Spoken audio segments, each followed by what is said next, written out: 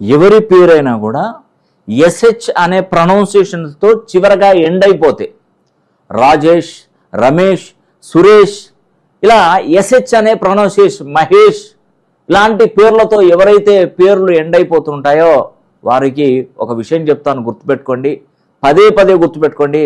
మీరు జీవితకాలం ఒకరి కింద వర్క్ చేస్తే ఎప్పటికీ బాగుపడలేరండి.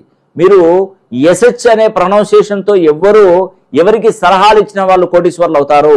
ఎవరి దగ్గర వర్క్ చేసినా కూడా వాళ్ళ ఓనర్లు బాగుపడతారు. కానీ వీరి జీవితంలో ఒక పైసా కూడా మిగులుబాటు అనేది లేదండి. ఎప్పుడు పెట్టి చాకిరే, లైఫ్ అంతా కూడా కష్టపడుతూనే ఉంటారు, కష్టపడుతూనే ఉంటారు. కానీ ఒక్క పైసా కూడా మిగుల్చుకోవడానికి వాళ్ళకు ఉండదండి.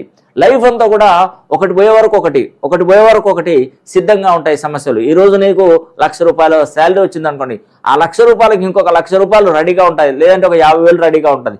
ఈ 1,00,000కు 50,000 ఖర్చు అయిపోయే విధానం ఎక్కువగా ఉంటుంది.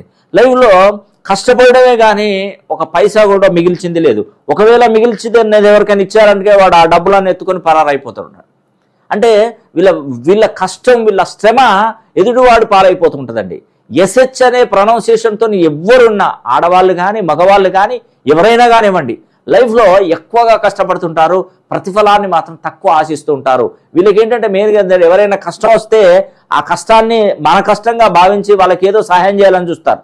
కానీ ఆ సహాయాన్ని వాళ్ళు తీసుకున్న తర్వాత మీరే బహనం అయిపోతారు, మిమ్మల్ని అవమానపరుస్తారు, అవహేళన చేస్తారు, మీకంటూ ఒక స్థానం లేకుండా చేస్తారు. గుర్తుపెట్టుకోండి, ఎవరికి ఏ సహాయం చేయాలన్నా కూడా వెనక ముందు ఆలోచించి మరి మీరు సహాయం చేయండి.